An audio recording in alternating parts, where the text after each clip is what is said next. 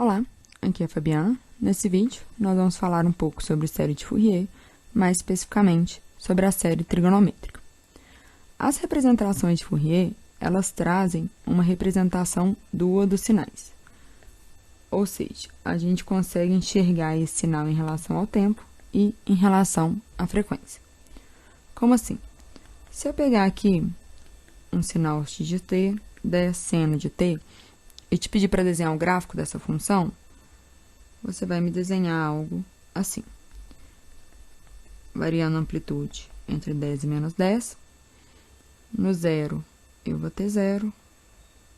Ele vai fazer algo assim. Aqui no π também é zero, né? O 2π está lá na frente.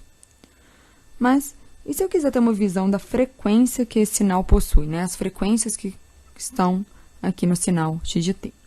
Aí que entra outra interpretação que a gente pode ter desse sinal. Se eu fizer o gráfico em relação à frequência angular, o ômega, eu sei que esse sinal, meu ômega, é igual a 1. Eu vou ter algo assim. Na frequência 1, eu tenho amplitude 10 e tenho 0 em qualquer outra frequência. Eu só tenho uma senoide com uma frequência angular igual a 1. Então, eu tenho duas visões desse sinal, totalmente diferentes, mas igualmente importantes, dependendo da aplicação.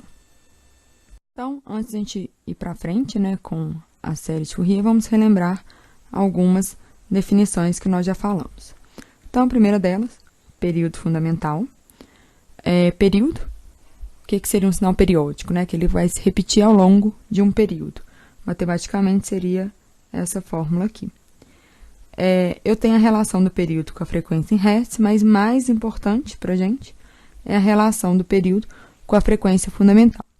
Pois a fórmula geral da senoide, como eu comentei, a gente já viu, ela é dessa forma, onde o A é a minha amplitude, o ômega 0 é a minha frequência angular, esse zerinho quer dizer que ele é fundamental, a menor possível, né? E esse sigma aqui é o ângulo de fase. Então, toda senoide ela é composta, né, com fatores do tempo e da frequência. Outra definição que a gente tem aqui é uma forma, né, que a gente pode descrever um sinal periódico, né? O sinal periódico, geralmente, ele é definido dentro de um período. Então, por exemplo, se eu pegar aqui num ponto A até o A mais o período fundamental desse sinal, eu vou ter a mesma área que eu pegar de um ponto B aleatório até o B mais o período desse sinal. E, geralmente, quando a gente coloca a definição dentro de um período, a gente utiliza essa simbologia aqui, ó. Eu só coloco o período simbolizando que eu estou pegando dentro de um período. Okay? Harmônicas. Então, o que são harmônicas? São senoides com frequências múltiplas inteiras da frequência fundamental, né? Então, como assim? Eu tenho aqui uma senoide com a frequência fundamental ômega 0, e essa é a minha primeira harmônica. Se eu tiver, então, uma senoide com duas vezes a frequência fundamental, essa senoide, ela é a minha segunda harmônica, e por aí em diante, né? Então, se eu tiver aqui a frequência fundamental multiplicada por n, eu estaria na senoide, que seria a minha enésima harmônica. Por que essa definição de harmônica é tão importante? Eu tenho aqui que um sinal periódico x de t, com frequência fundamental ômega 0, ele pode ser expresso como uma soma de uma senoide de frequência ômega 0 e suas harmônicas. Então, como assim? Vou pegar aqui essa imagem primeiro como exemplo. Eu tenho esse sinal, um dente de serra, né, que a gente falaria, e eu consigo descrever esse sinal dessa maneira aqui, ó. Eu consigo decompor ele em senoides. Aqui seria a senoide com a frequência fundamental, e aqui seriam as harmônicas que compõem esse sinal. E eu consigo ter uma visão, então, desse sinal dessa forma aqui, ó, através de um espectro de frequência. Eu consigo enxergar quais frequências eu tenho nesse sinal. E aí, com essa visão no espectro de frequência, eu tenho N aplicações, na verdade, né? o mais básico delas e o mais comum é a questão de filtragem, né? A gente enxergar aqui as frequências que compõem esse sinal, eu saber exatamente quais frequências eu quero, qual eu não quero, como a gente elimina isso e etc. Um outro exemplo, a gente pode pegar aqui, por essa imagem, é esse sinal aqui quadrado. Então, eu estou pegando só um período do sinal, né, uma parte dele, seria um sinal periódico, né? A série de Fourier descreve sinais periódicos.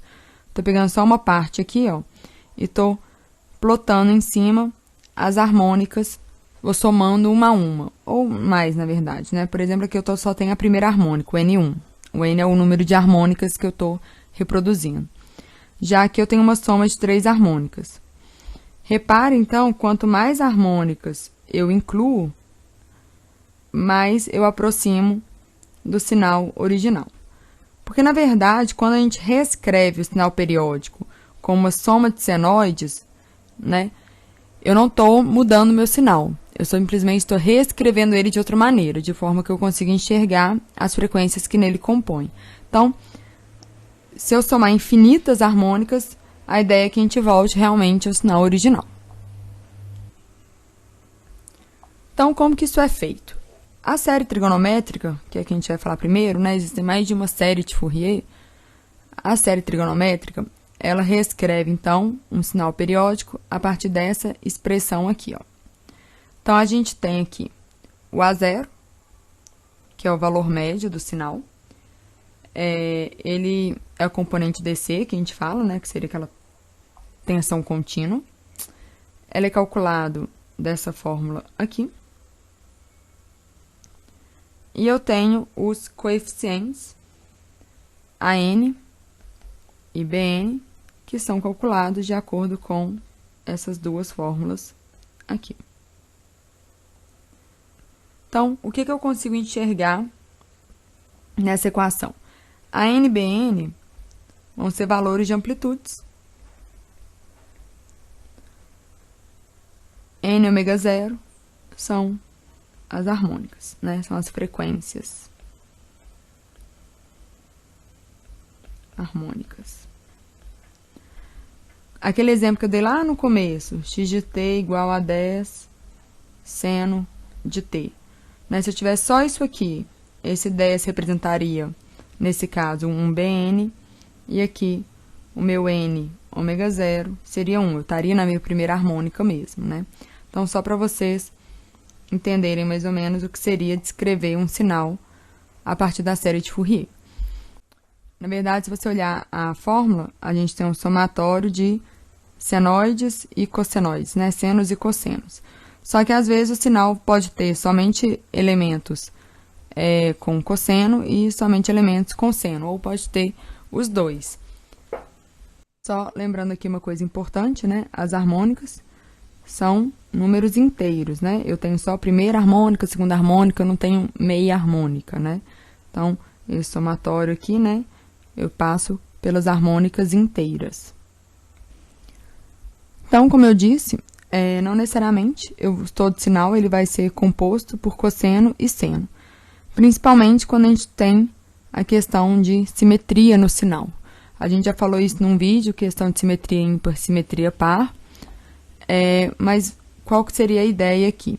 Se o meu sinal x de t ele possui simetria par, eu sei que meu BN vai ser 0. Então, se eu zerar aqui o BN, eu vou ter uma série de cossenos.